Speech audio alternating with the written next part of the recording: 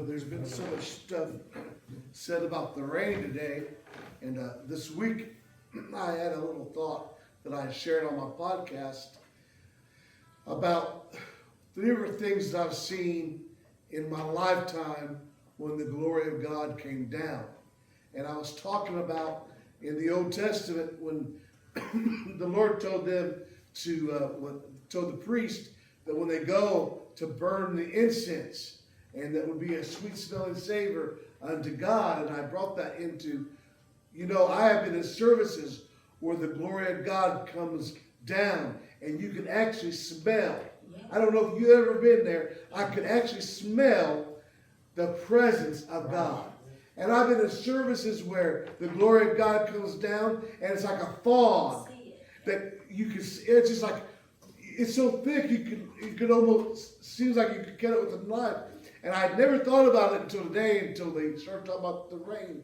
But I've seen, how when in the natural, when you're out going down the road and you can see it over there, you can see the rain's falling. It's not raining yet where you're at, but you can see the rain falling across the field. And then all of a sudden, that rain's going to come to where you're at because it's heading your way. I've seen the glory of God do that. It started in the corner of a church, and all of a sudden it's like a wave come. And then by the time, I've just seen the glory of God. And I am glad that I was raised, that my mom took us to church and made sure that we knew, amen, about the presence and the glory of God. And I'm so glad about all the different things in my lifetime that I've seen God do. And I don't care what kind of amusement or anything you got to offer. I wouldn't trade not anything you got to offer for just that one moment of seeing the glory of God in a service. Because you know what? There's nothing like a good service when the glory of God comes down and God just moves and blesses his people. It's just, there's something about it it's me. That's my life. And I'm just thankful today, amen, that I do believe, it's like Brother Reader said, he promised that the latter will be greater than the former. And even though I have seen all this stuff in my life, I'm looking for a great outpour of the Spirit of God in this last days. I'm looking for a mighty revival. Amen. And I'm looking, amen.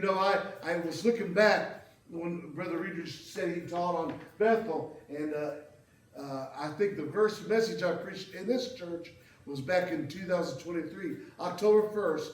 And I preached, "Where is your Bethel? And do you know the God of the house of God?" That was on December 1st. And then we know that Beth had her stroke at the end of that week. And, this coming Tuesday will mark the 2 years that Beth has passed away. But you know what? I had to, when I taught that, I had to live all that month, every day that I went up to the hospital. I had to live that and say, you know what? I believe when Jacob went and he found that place called Bethel, even though he had to go through some things in his life, even after that, he had to remember that experience that he had at God at Bethel, and that's what pulled him through. Yeah. And you know what? That's what pulled me through all that month was the experience that I had with God, because I knew that no matter what God did, no matter what he chose to do in this life, amen, our marriage and our life was based on the house of God. Amen. The very first place we went as a married couple was to the house of God. And you know what? That experience is what, when my marriage, I thought my marriage was going to fall apart. It was that experiencing God that pulled our marriage through. I'm thankful that I had a Bethel experience. And I'm glad that I'm still in the house of God. I'm still here, and God's presence is still with me. And I'm just looking for more of God. Amen. As I journey on this journey. Amen.